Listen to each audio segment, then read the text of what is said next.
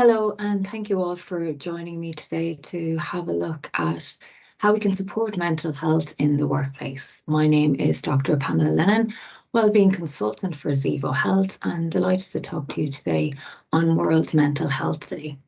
And mental health is something that we all have, and we need to look after as well, just like our physical health. Many of us will have experiences of, stress from the workplace impacting our own personal lives and family lives. And some of us may also already have a pre-existing mental health condition that needs support. And often, certain acute life circumstances can happen and leave us dealing with grief or bereavement or disappointments, which is also to have those supports in place in the workplace to help you navigate through. And what we'll talk about today as well is the benefits for the organization in investing in mental health, for many financial reasons as well. It's not that it's just the right thing to do, but it's very important in a business sense too. So we'll kick off here, and today we're going to talk about mental health generally in the workplace, how it can be supported organizationally. And we'll have a look at our mental health champion training, which is our 1 day and half day accredited training courses that can be delivered to management, to HR, to all employees, to the CEO, to help, inform and reduce stigma and create awareness around mental health, and as well provide the tools to be able to support people in need. And finally, we'll wrap up with a look at our 2021 case study, where we looked at the evidence for its effectiveness in terms of knowledge and behaviour change for participants. So first of all, we'll have a look at the World Health Organization document on mental health at work. And they emphasize that work can actually protect mental health. It serves an important function in giving people a sense of purpose, connection, and a sense of community with people at work. Gives people a routine. So it's very important for the day-to-day functioning of a person to have work in their lives as well, as much as we do give out about work. However, poor working environments do impact on our mental health. There are certain psychosocial stressors, is what they're called, or psychosocial risks that can impact our mental health if there are certain factors such as high workload, poor communication, toxic work relationships that can all not only have an impact on our mental health, but also on our physical health. And it's also important that work can help support those with existing mental health conditions, that they're given certain realistic accommodations and a sense of, lack of stigma and support for what they may be experiencing. However, people with quite extreme mental health difficulties will, of course, have challenges even joining the workforce or remaining at work. So it's important to know how we can support them. And in the workplace, the World Health Organization says that it's important to prevent and protect and promote mental health at work, to not only protect anyone with existing conditions, but also to help prevent any risks to well-being at work as well, and to promote wherever possible. So here we have the mental health continuum, and it's just to demonstrate that it's not linear. Sometimes some parts of the day we can be at the well scale, like life is good, you're communicative, you're resilient, you're happy, with low levels of anxiety or concern. And we can switch between these with certain life circumstances as well, or almost days of the week. But on the other scale of unwell is that real, really not feeling well, like suicidal thoughts or psychosis, at risk of harming yourself and others. And someone at this end of the scale would have difficulties maintaining employment and in real need of support as well. And somewhere in the middle is someone, with emotional stress. It can be intense and disrupt the day-to-day as well. So it's just to give an overall view of, the full spectrum of where people can be at work and how important it is to kind of understand that people can be at different states and how to support them.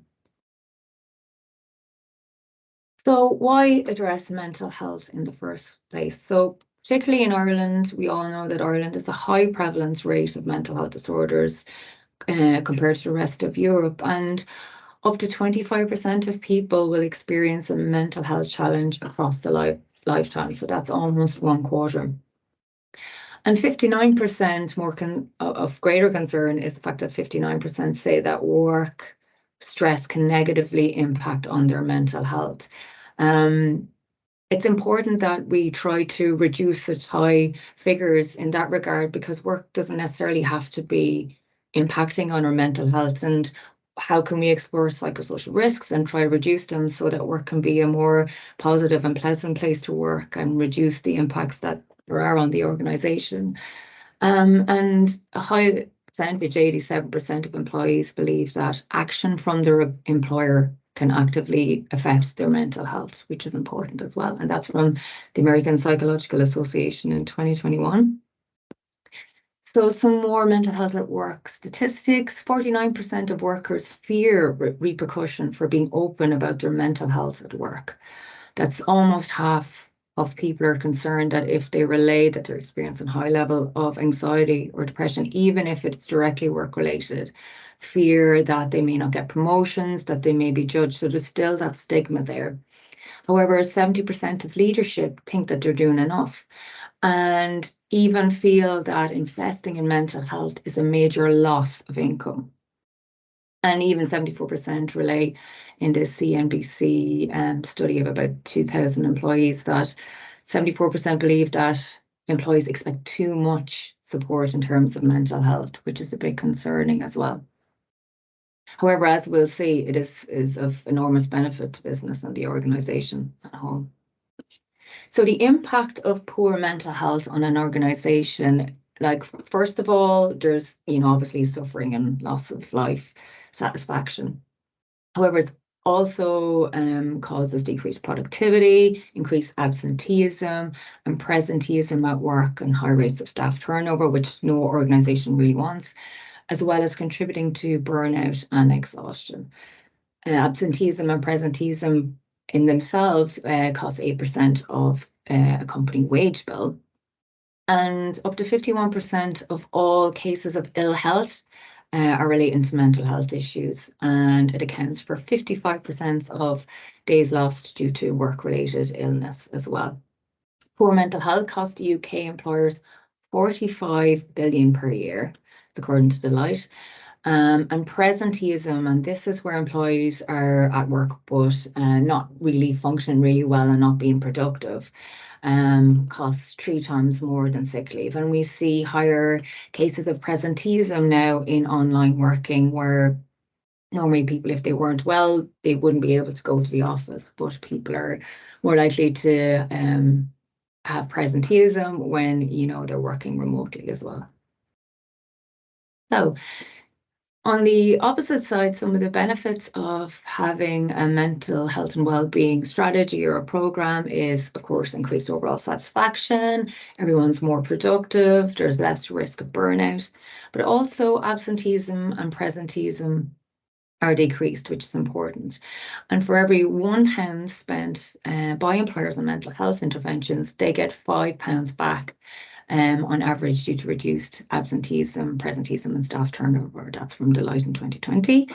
And early intervention is so important, as well as a shift in organisational wide culture in terms of attitude towards mental health, and seeking support is very important. Companies are 3 to 5 times more likely to be more creative and innovative and collaborative as well. So the FTSE 100 companies with wellbeing programs show a higher than average shareholder return, and programs also influence recruitment and retention of staff, particularly in recent times post-pandemic. So how can you protect and support mental health in the workplace? First of all, the World Health Organization recommends mental health training for managers, because they are responsible for managing teams, and they're able to recognize and respond to maybe stress-related concerns or mental health concerns. They're that first point of call if an employee is experiencing difficulty, and it's important for them to be able to know how to be compassionate and to use active listening skills to help support them as well, and to signpost to maybe HR or to their EAP or external resources. Mental health training is also important for all employees to increase mental health literacy and awareness and to help to culturally reduce that stigma.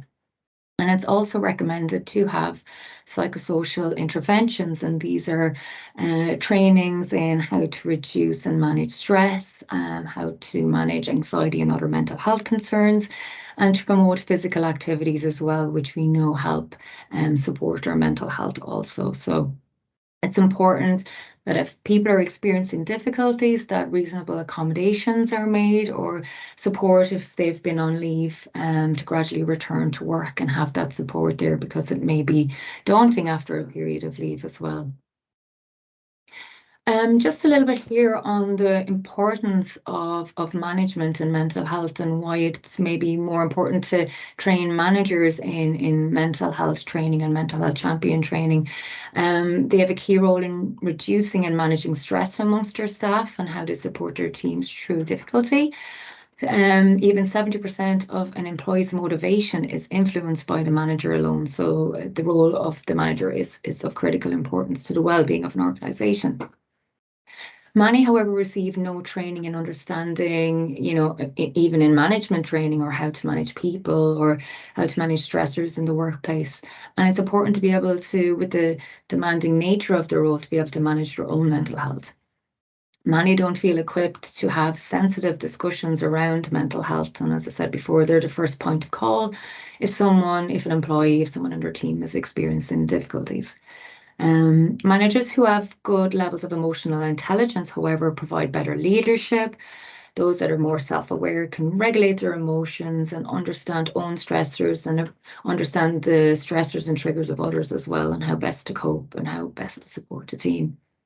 And when managers can genuinely empathize with their teams and have authentic connection and communication, they're more effective as well. So now, ways that mental health can be supported at work is, first of all, starting the conversation, trying to tackle that stigma in the workplace. And this is more effective if this is endorsed by leadership, if leadership tries to encourage more openness about mental health concerns or conversations, then someone experiencing difficulty is more likely to seek help as well. And it's important to signpost to certain wellbeing supports such as EAP or HR, or to try to do some promotional activities, whether that's posters in the workplace or email communications. And it's just to keep it regular and constant on people's mind. To also actively support work-life balance, to encourage people to take breaks, to take leaves, to not only just recommend it, but to embody that practice as well. And to encourage getting outside, particularly working from home, getting out to outdoors, out to your local park, wherever you can, to just shift your perspective from work as well, to help refresh. It's very important. So now to talk a bit about our mental health champion training. It is CPD accredited, or 1 day and a half day courses, and the purpose is to provide individuals with tools to recognise mental health in the workplace and how to support those in crisis, to give them the tools. To provide employees, as I said, with the necessary tools to engage in open conversations about workplace mental health, to how to instill change in the workplace, how to have those conversations, how to help people open up, and to make a change in the culture in the workplace is so important. So this training, it's training how to be a mental health champion in the organisation. Anyone can do this training, whether they're employees, management, HR, leader, team leads, particularly if they're important, I'll start from here again. So the purpose of mental health champion training is to train individuals as a mental health champion in the organisation, whether they are an employee, a manager, a team lead, leadership, CEO, HR representatives. And it helps people recognise the signs and symptoms of different mental health issues and how to support others. It differentiates between what's good and poor mental health and what that looks like. It explores how people may experience the same stressors, however, may react differently or it may affect them differently, and how to promote a culture of wellness across the organization, to learn some communication and listening skills and the importance of authenticity and showing empathy. It has a look at certain scenarios, for example, if people are experiencing anxiety and panic attacks and how you can help them in the moment. Also, the importance of self-care as a mental health champion and how to seek support and how to, use self-care strategies to help support in your role. And also how to offer support and encourage professional treatment as well as covered. So the 4 topics in the 1-day delivery, it explores first about mental health awareness, what mental health is, the different types of mental health concerns. Then it moves on to the communication framework of how you can use tools to support, to actively listen, and then how to support someone during a crisis and different scenarios. And importantly, then to finish up with self-care strategies and how to signpost to professional support as well. And it's important to know as a mental health champion that your responsibility isn't to be a counsellor or psychotherapist. It's simply to provide that active listening support and to signpost to professional help as well. So exploring further what the first part of the training includes, it's an introduction to mental health, how to recognise signs and symptoms, exploring stress, anxiety and depression, some of the main mental health concerns, explore some of the mental health myths as well, how to understand our emotions as well is covered in that. And that then is built on in the second session, and it's learning skills to build confidence in starting those difficult conversations at work. Of course, these skills are applicable in the home as well, in people's personal lives, if they want to support family members or friends too, which is important. Supporting colleagues within the boundaries of one's own professional role, which is so important, how to signpost for external supports. It covers different types of communication skills, how to develop empathic listening skills, and how to challenge stigma as well, verbal and non-verbal listening skills, and there are role play exercises as well, which help bring the skills to life, which is so important. In section 3, it explores how to support people during crisis if someone's having a panic attack or having self-harm ideation or suicidal ideation, and what you can do to help de-escalate the situation. So it explores, the difference between distress and a crisis, how to support people having panic attacks, which can be quite traumatic on the person experiencing it. And it's so important to be able to know the skills to be able to comfort an individual experiencing that and how to bring them back. And then how to support post-crisis and to follow up to ensure that they're doing okay afterwards. And then the last section, it's about developing the skill set to manage our own mental health while supporting others, which is so important. How to prioritise self-care activities, how to manage difficult emotions and challenges when they arise, supporting others as well. Part of that has wellbeing self-audit as well, and how to seek professional support for yourself as well. Also, as a part of this training, there are 4 sessions that can be run that year following the training as a bit of a refresher, and it has 4 different themes about, communication and connection with others, stress in the workplace, and different sections where people get to chat about their own experience as a mental health champion, any challenges that they've experienced, to share, some of their pearls of wisdom. And it's really about getting together and working with a facilitator psychologist about, how they're finding applying these skills in the workplace. And it goes through a recap of all the mental health difficulties, much like first aid in the workplace, where you get to refresh your skills intermittently throughout the year as well. So a recap of the different mental health concerns, what can be done. There's some nice group discussions as well about your experiencing supporting others and as well supporting yourself. It goes through, it recaps through the skills such as non-verbal listening. This is the SOLAR technique, and it provides skills of how to, really show that active listening and empathy and support when supporting others. Again, recapping on grounding techniques, which is very effective for those experiencing panic, just to regain their sense of their spatial relations and focusing on things they can hear and see and using their senses to bring them back into their body as well.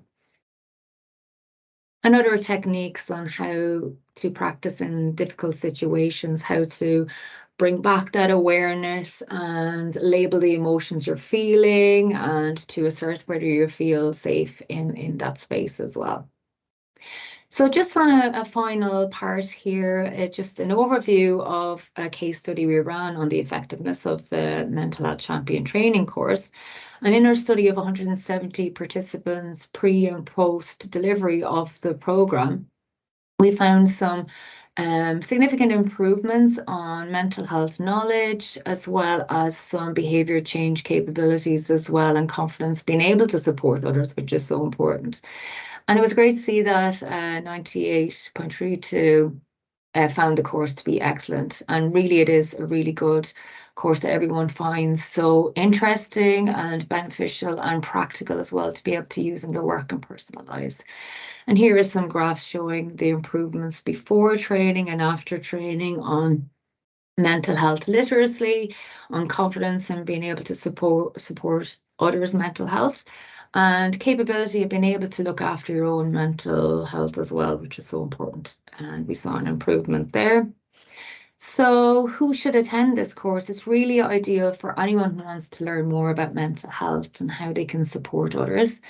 It's important that the sooner we engage in mental health treatment, the better the outcomes are for the individual. So it's important that mental health champions are there in the workplace to support people that may be experiencing difficulties and to help, support the organisation and initiatives to support mental health, whether that is to develop into progressing into having a mental health policy where you can have disclosure, a process, so that if anyone's experiencing difficulties, they know where to go, what the steps are and what the process is like. Early intervention allows people to build the emotional skills needed to recover and acquire positive coping mechanisms for their future. So the earlier you get in there in the treatment and support of someone experiencing mental health difficulties, the better the outcome. So thank you so much for joining me today. If you would like to know more about mental health champion training or other supports in terms of mental health, like such as a mental health policy or psychosocial risk assessment or a general well-being assessment in your workplace, please contact us at the details below. Thank you so much for joining.